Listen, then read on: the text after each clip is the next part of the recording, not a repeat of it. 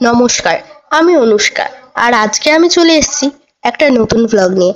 আজকে 25শে সেপ্টেম্বর, কিন্তু আমাদের বাঙালির কাছে আজকে শুধুই 25শে সেপ্টেম্বর নয়, আজকে হলো দ্বিতীয়া। গত মহালয়ার দিন অর্থাৎ 21শে সেপ্টেম্বর উদ্বোধন হয়েছে পশ্চিমবঙ্গের বড় বড় পূজাগুলির মধ্যে অন্যতম বড় পুজো কল্যাণীর ITI মোড়ের পুজো। বহুদিনের ইচ্ছে ছিল আমার আর মা বাবার যে কল্যাণীর ITI মোড়ে ঠাকুর দেখা, কিন্তু লাইনে দাঁড়ানো আর ভিড় ঠেলে ঠাকুর দেখার ভয়টা যেন আমাদের একটু বেশি ছিল, তাই তো এতদিন দেখা হয়ে ওঠেনি। কিন্তু এইবার আর ভয়ে বসে থাকতে পারলাম না। ভয়কে জয় করে আমরা রওনা হলাম কল্যাণীর উদ্দেশ্যে। কল্যাণী যাওয়ার আগে বাবার কিছু কাজ ছিল, যার মধ্যে একটি অন্যতম কাজ হলো আমাদের দিদার বাড়ির পুজোর জন্য ঠাকুরের সাজ কেনা।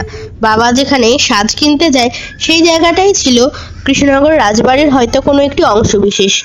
আমরা আর গাড়িতে বসে সময় নষ্ট না করে চলে গেলাম মোবাইলে স্টোরেজ ফুল করার জন্য, অর্থাৎ ছবি আর ভিডিও তোলার জন্য।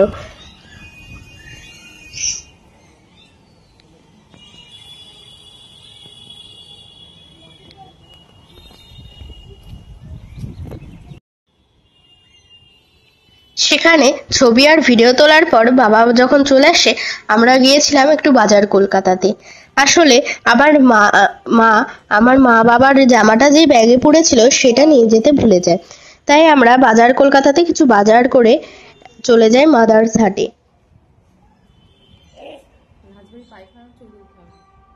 এখন আমরা মাদার্স হাট হলো পশ্চিমবঙ্গের প্রথম ফ্যামিলি রেস্টুরেন্ট, যেখানে মহিলাদের প্রাধান্য বেশি। এই রেস্টুরেন্টটাকে সাজানো হয়েছে রেস্টুরেন্টটির নামের সাথে সামঞ্জস্য রেখে। এই রেস্টুরেন্টটিকে সাজানো হয়েছে যাতে গ্রাহকরা মা আর বাড়ির ভালোবাসা, যত্ন আর উষ্ণতা অনুভব করতে পারে।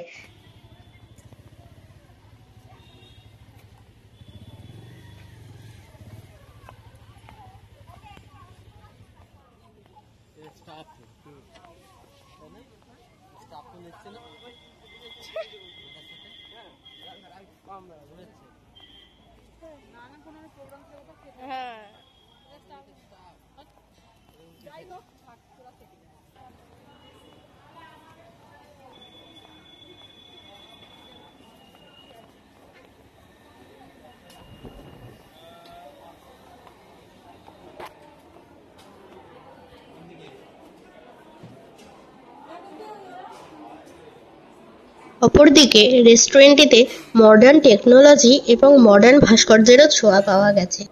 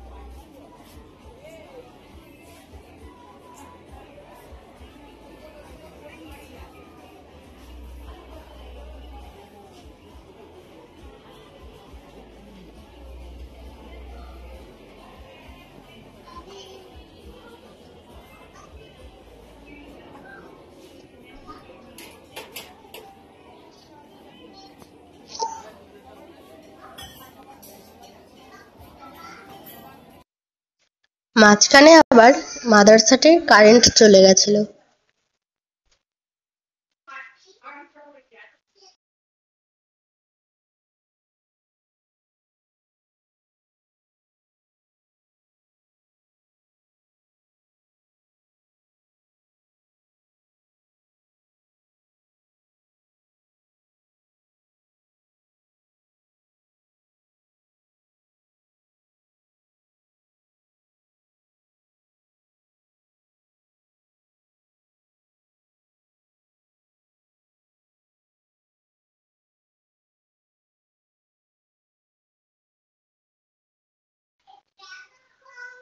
মাদার্স হাটে গিয়ে আমরা খেয়েছিলাম সবারই পছন্দের খাবার বিরিয়ানি।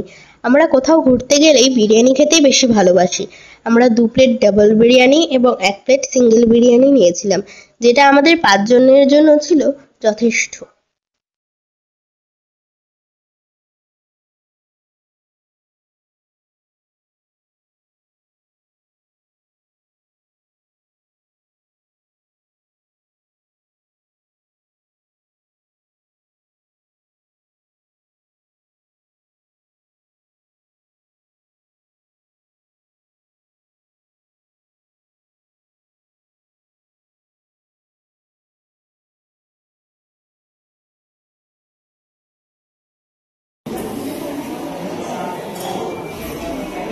সবাই করছে বা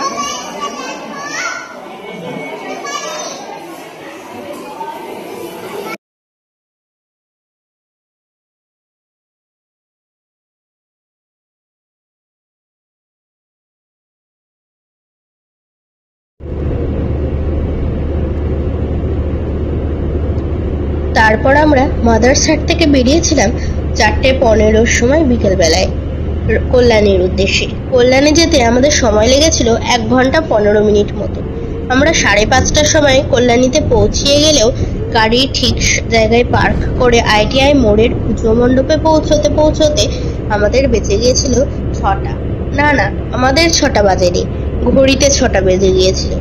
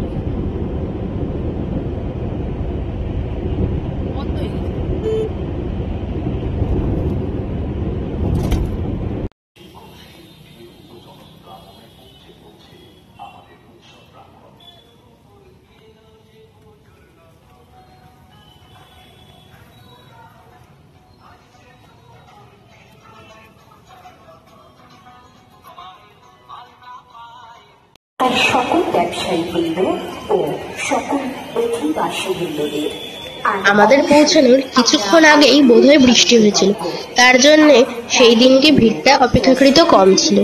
তাই আমাদের কোনো অসুবিধার মধ্যে পড়তে হয়নি, আর কোনো লাইন দিতে হয়নি। আমরা সোজা হেঁটে চলে যাই পুজো মণ্ডপে। ITI এবার মায়ানমারের সিলভিয়াম প্যাগোডা হয়েছিল। এই থিমটা আমাদের ভারতবর্ষের ঐতিহ্য ও সংস্কৃতির নিদর্শন দিয়েছে। এখানে আমাদের দেশের বিভিন্ন সংস্কৃতির মিল দেখা গেছে।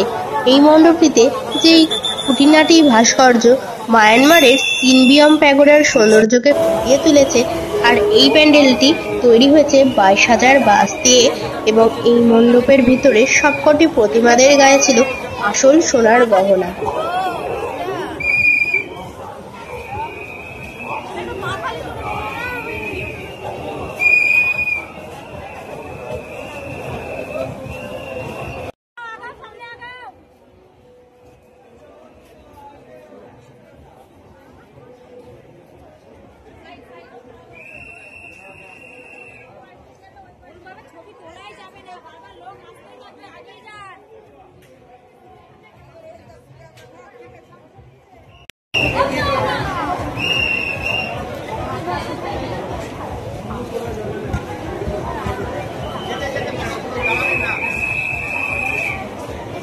দাঁড়াবেন না, কেউ দাঁড়াবেন না, যেতে যেতে পারো। মামুনি এগো, মা এগো।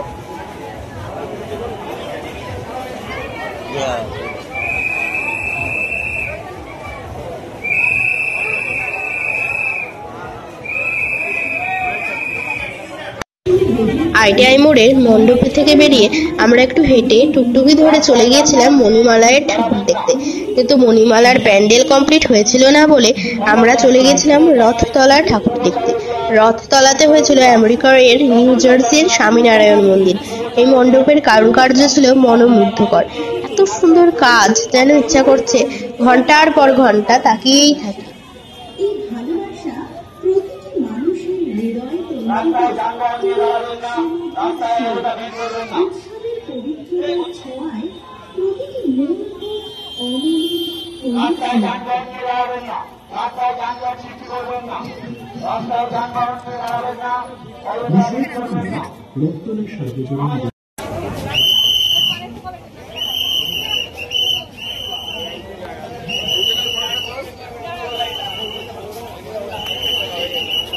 তারপর আমরা একটু মণ্ডপ থেকে বেরিয়ে মেলা বসেছিল সেখানে কিছু কেনাকাটা করে আবার টুকটুকি ধরে আমরা আমাদের গাড়ির কাছে এসে বাড়ির উদ্দেশ্যে রওনা দিই।